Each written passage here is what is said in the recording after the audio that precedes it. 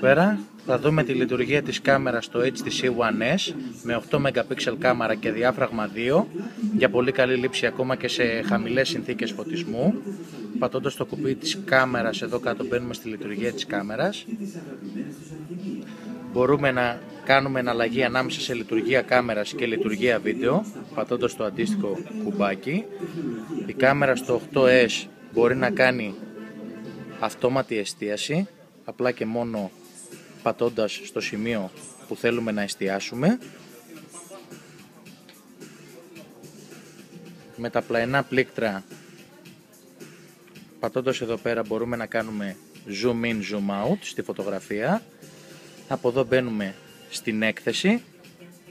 Πατώντας πάνω σε μια φωτογραφία έχουμε τις εξής επιλογές: κοινή χρήση, για να μπορούμε να κοινοποιήσουμε τις φωτογραφίες μας σε Facebook, Twitter, email. Πατώντας το κουμπί διαγραφή διαγράφουμε τη φωτογραφία. Πατώντας το κουμπάκι επεξεργασία μπορούμε να κάνουμε επεξεργασία στις φωτογραφίες μας, όπως περικοπή, να κόψουμε τη φωτογραφία, να προσθέσουμε κάποιο εφέ. Και πατώντας το κουμπάκι περισσότερα μπορούμε να κάνουμε αναπαραγωγή βίντεο. Μπορούμε να επιλέξουμε το πρόγραμμα με το οποίο θέλουμε να κάνουμε αναπαραγωγή της φωτογραφίας μας ή να στείλουμε εκτύπωση τη φωτογραφία μας.